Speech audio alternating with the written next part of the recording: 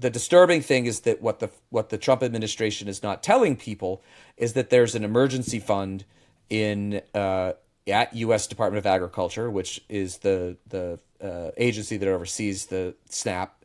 There's 2 to 3 weeks of funding now, emergency funding that they can use. Um, and I have not heard anybody on the Republican side, whether it's Mitch McConnell or Rand Paul, who of course doesn't want to give anybody anything. What are you hearing from Kentuckians right now as far as like concerns around these SNAP benefits or the healthcare subsidies that are being threatened or are as of right now eliminated, which is why the Democrats are fighting. But what are you hearing from Kentuckians as far as like their concerns about the shutdown and whether they're going to get the assistance that they need to frankly survive? Fear. It's as simple as that. People are scared.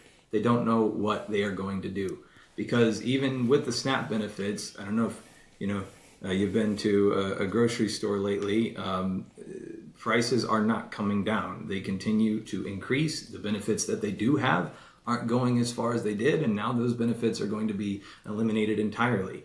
So those are families on food stamps. Then you've got the grocery workers themselves. What's going to happen when all this revenue leaves this grocery store, and I'm not even going to have a job at the checkout counter? None of these things happen in a bubble. None of these things are free from the follow-on effects. So fear is what voters are feeling across the state of Kentucky, and I suspect that is consistent across the United States. You mentioned the emergency fund. I think we spend $9 billion a month or something on SNAP. I think the emergency fund is $5 billion. Like you said, it's about 2 or 3 weeks of subsidy there that could help.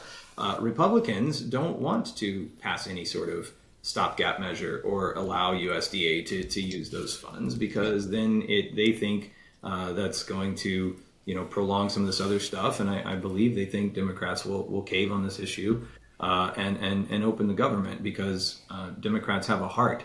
But at the end of the day, Democrats want people to be able to both eat and afford health care. That seems like a pretty noble thing to be advocating and fighting for me, and something I would certainly be advocating for were I to be in the Senate today. So if Republicans do some craziness and get SNAP benefits extended, with the emergency fund, great, do that.